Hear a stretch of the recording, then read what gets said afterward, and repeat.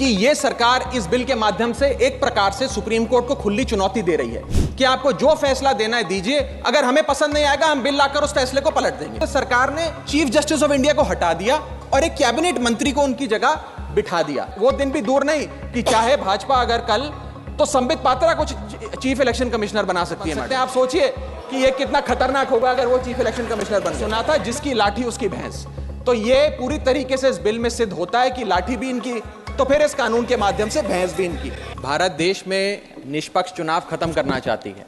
क्या भाजपा की सरकार लोकतंत्र की कोई अहमियत नहीं समझती? क्या भाजपा की सरकार के लिए संवैधानिक संस्थाओं की कोई अहमियत नहीं है? क्या भाजपा सरकार हर संवैधानिक संस्था को अपनी कठपुतली बनाना चाहती है? क्या भाजपा सरकार सुप्रीम कोर्ट के फैसले की कोई सम्मान नहीं करती, उसकी कोई अहमियत नहीं समझती? ये कुछ सवाल हैं जो बिल पढ़ने के बाद मेरे जहन में आए, और वो इसलिए आए क्योंकि इस बिल के माध्यम से ये सरकार चुनाव आयोग को पूरी तरीके से अपने नियंत्रण में लेना चाहती है, यानी कि चुनाव आयोग पे पूर्ण कब्जा चाहती है। मैम, चुनाव आयोग के 3 सदस्य होते हैं, एक मुख्य चुनाव आयुक्त यानी कि चीफ इलेक्शन कमिश्नर और 2 अतिरिक्त इलेक्शन कमिश्नर्स। इनकी चयन और नियुक्ति इस बिल के माध्यम से पूरी तरीके से सरकार के हाथों में आ जाएगी और वे जिसको चाहें, चाहे वो पार्टी का शख्स हो, यस मैन हो, पार्टी मैन हो, जिस मर्जी को चाहें वे चुनाव आयुक्त बना सकते हैं। चुनाव आयोग की हमारे देश के चुनावों में बड़ी महत्वपूर्ण भूमिका है। किसका वोट बनेगा, किसका वोट कटेगा, ये चुनाव आयोग तय करता है। किस तारीख पर चुनाव होगा, कितने चरण में चुनाव होगा, ये चुनाव आयोग तय करता है। ईवीएम मशीन कहां कहां भेजी जाएंगी, उसका नियंत्रण, उसका मैनेजमेंट, उसका योग, उसका प्रयोग, सारी चीजें चुनाव आयोग तय करता है। तो इसीलिए चुनाव आयोग एक बड़ी महत्वपूर्ण संस्था है इस देश के फ्री एंड फेयर इलेक्शंस के लिए। व्यक्ति या संस्था का अपमान है। पहला अपमान है सुप्रीम कोर्ट का।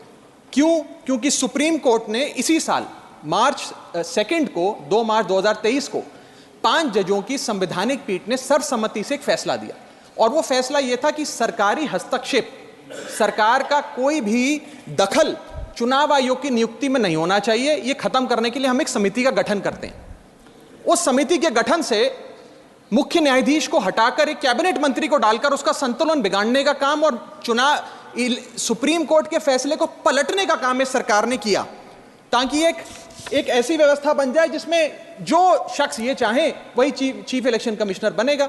ये इंसल्ट सुप्रीम कोर्ट की इसलिए है क्योंकि इसी साल के दिए गए संवैधानिक पीठ के सर्वसम्मति के 2 फैसलों को इस सरकार ने सदन के भीतर बिल लाकर बदल दिया। पहला था दिल्ली सेवा बिल, जो 8 दिन के भीतर ऑर्डिनेंस लाकर और फिर सदन के भीतर बिल लाकर बदला गया, और एक ये बिल जो 2 मार्च 2023 के सुप्रीम कोर्ट के फैसले को पलटता है और उस फैसले को पूरी तरीके से रिवर्स करने का काम करता है। मैं आपको यह बताना चाहूंगा कि यह सरकार इस बिल के माध्यम से एक प्रकार से सुप्रीम कोर्ट को खुली चुनौती दे रही है कि आपको जो फैसला देना है दीजिए, अगर हमें पसंद नहीं आएगा हम बिल लाकर उस फैसले को पलट देंगे। दूसरा इंसल्ट या अपमान इस बिल के माध्यम से चीफ जस्टिस ऑफ इंडिया का है। सुप्रीम कोर्ट का फैसला कहता है कि चयन समिति के 3 सदस्य होंगे, माननीय प्रधानमंत्री जी, माननीय नेता प्रतिपक्ष यानी कि लीडर ऑफ ऑपोजिशन, और 3rd chief justice of India. इन 3 मेंबरी समिति में से इस बिल के माध्यम से सरकार ने चीफ जस्टिस ऑफ इंडिया को हटा दिया और एक कैबिनेट मंत्री को उनकी जगह बिठा दिया।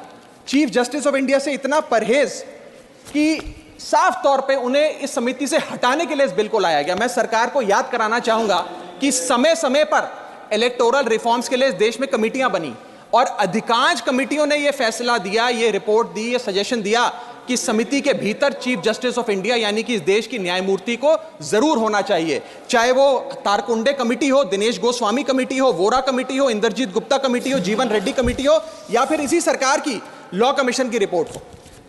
तीसरी इंसल्ट इस बिल के माध्यम से भाजपा सरकार एक ऐसे शख्स की कर रही है जो व्यक्ति भाजपा का संस्थापक थे, जो व्यक्ति आज भी भाजपा के मार्गदर्शक हैं, जो व्यक्ति भाजपा के भीष्म पितामह के नाम से जाने जाते हैं, वो व्यक्ति जो भारत देश के पूर्व प्रधानमंत्री रहे यानी कि लालकृष्ण आडवाणी जी, पूर्व उप प्रधानमंत्री रहे।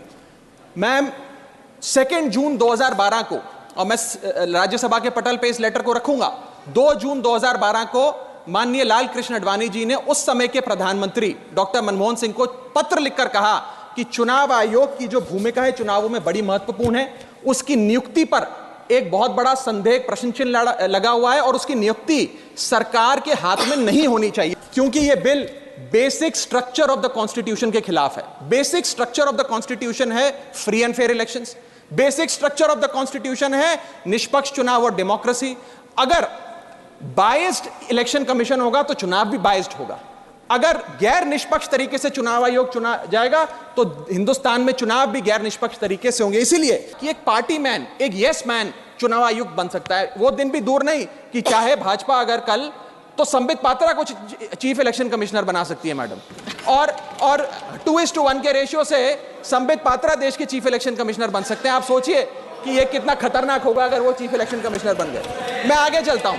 3 मेंबरी समिति है जिसमें माननीय प्रधानमंत्री जी हैं, मान लेते हैं हमारे सदन के लीडर ऑफ ऑपोजिशन मल्लिकार्जुन खड़गे जी उसके सदस्य हैं, और 3rd मेंबर अर्जुन मेघवाल जी कानून मंत्री यहां बैठे हैं वो हैं। अब इनकी बैठक चल रही है। इसमें माननीय प्रधानमंत्री जी कहते हैं कि मैं रमेश नाम के शख्स को चीफ इलेक्शन कमिश्नर बनाना चाहता हूं। खड़गे साहब कहते हैं कि मैं रमेश को नहीं सुरेश को चीफ इलेक्शन कमिश्नर बनाना चाहता हूं। क्या अर्जुन मेघवाल जी जो इसी सरकार के कानून मंत्री हैं वो प्रधानमंत्री जी को ये कह सकते हैं कि नहीं नहीं नहीं प्रधानमंत्री जी रमेश ठीक नहीं है, खड़गे साहब ने जिसको नॉमिनेट किया है सुरेश, मैं भी उसी के हक में वोट देता हूं, उसका चयन हो, वो चीफ इलेक्शन कमिश्नर बने? ये तो हो ही नहीं सकता। तो जो सरकार चाहेगी वही होगा। तो एक प्रकार से निष्पक्षता और स्वतंत्रता चीफ इलेक्शन कमिश्नर की खत्म करने का काम ये करती है। हमने एक बचपन में एक मुहावरा सुना था, जिसकी लाठी उसकी भैंस। तो ये पूरी तरीके से इस बिल में सिद्ध होता है कि लाठी भी इनकी, तो फिर इस कानून के माध्यम से भैंस भी इनकी। मैं आपको एक और उदाहरण के माध्यम से समझाता हूं। मान लीजिए भारत और ऑस्ट्रेलिया का क्रिकेट मैच हो रहा है। उस क्रिकेट मैच में अंपायर कौन होगा वो एक 3 मेंबर की समिति तय करेगी जो मैच कराएगी।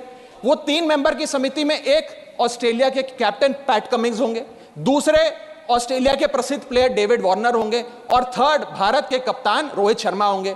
अब ये 3 मेंबरी समिति अगर किसी अंपायर को चुनेगी तो वो अंपायर तो हमेशा ही ऑस्ट्रेलिया के साथ होगा, क्योंकि 2-1 की बहुमत ऑस्ट्रेलिया के साथ है। तो क्या निष्पक्ष मैच हो सकता है? क्या इंडिया इंडिपेंडेंट मैच खेल सकती है? ऐसा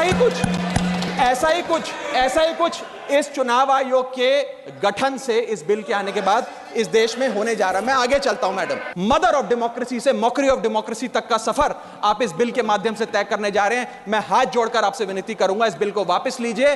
लोगों की देश के लोकतंत्र में बहुत आस्था है, उस आस्था से खिलवाड़ करने का काम मत कीजिए। बहुत बहुत शुक्रिया। जय हिंद, जय भारत।